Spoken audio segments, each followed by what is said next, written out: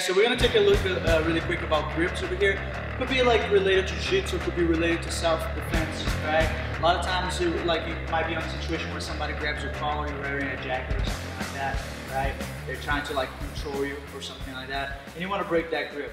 Okay, so first thing, I'm going to use two hands against one, right? We call it 2-on-1. So I'm going to grab his wrist over here, okay? If you have a gi or if you have a jacket where I can grab the sleeve, that's fine as well, okay? And I basically have two ways I can break over here. I can try to break that way because the only thing holding is the thumb. Never try to break this way because then he has 4 fingers to stop me. I can try to break that way because that's where the thumb is. I can also try to break up, moving my body away from him. So I'm basically going to move his arm in the opposite direction of my body over here, boom, to break. Right? And then from here, there are a bunch of things we can do with that arm and start controlling, or I can just back out from him, right? Tell him like, stop grabbing me, okay? Now let's say sleeves, right? Like in the jiu-jitsu way, I'm grabbing over here, he grabs my sleeve close to my wrist.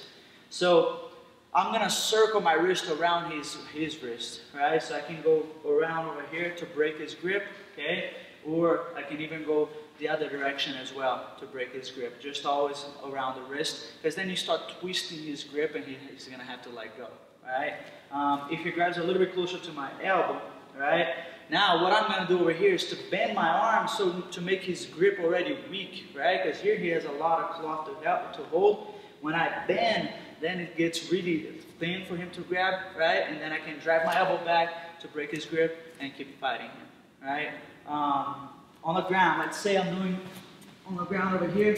I don't like anybody controlling my legs. I don't like anybody doing grips to me. I always like to fight, right? So if somebody grabs my pants over here, I can either grab his sleeves and start working on my guard, or I can go around over here and break his grip, right? Let's say if I'm sitting over here and he grabs my pants, especially here, I don't let the guy grab at all, because then he can start going from one side or to the other with his legs and go into side control, right? So every time somebody grabs my legs, I go around and break his grip. 1, 2, right? And then start controlling. Grips are very important in jiu-jitsu. Like whoever has the best grips, usually they're like gonna be ahead on the fight, right? So like to me, breaking grips is very important. So the grips that we did on top, when he's on the bottom too, let's say, and he's grabbing my collar, right?